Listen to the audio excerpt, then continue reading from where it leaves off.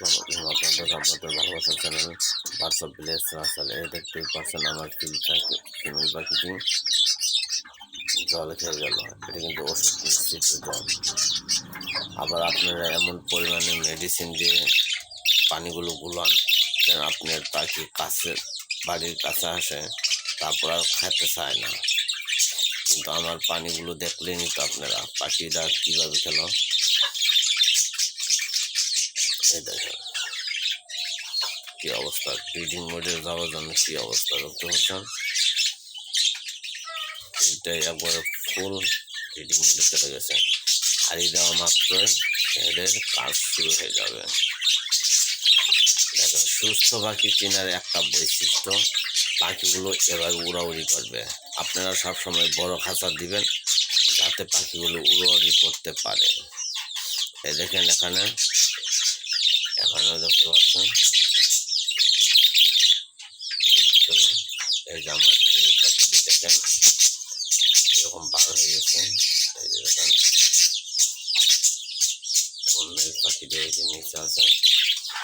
এই দেখেন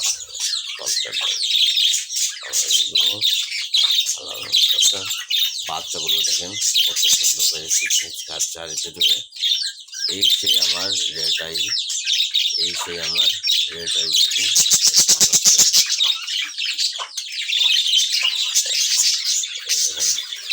পাখিটি ওই দেখেন এরা খাওয়া নিয়ে ব্যস্ত, ওরা ওই নিয়ে ব্যস্ত। ওই যে দেখেন আরো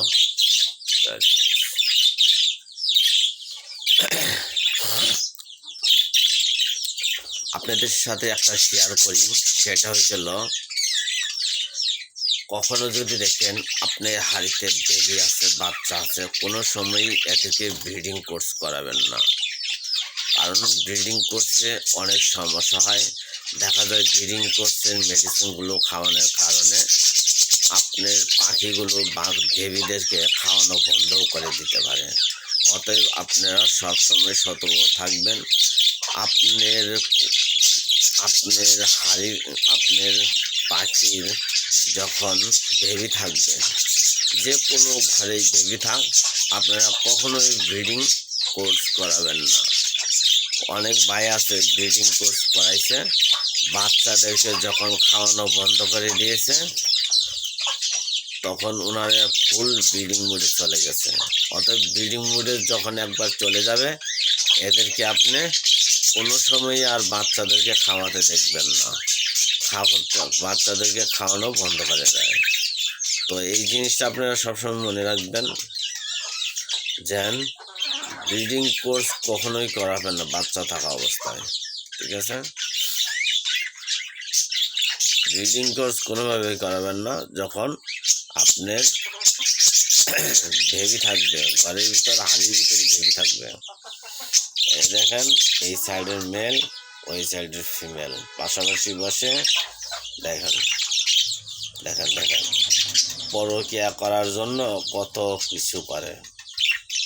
ওই যে চলে গেল, দেখতে পাচ্ছেন, ওই চলে ছেলে, এই সাইডের ছেলে আর এই সাইডের মেয়ে। দেখেন পরকিয়া, পাখিদের মধ্যেও পরকিয়া চলে। ঠিক আছে, তো এই ছিল আজকের ভিডিও।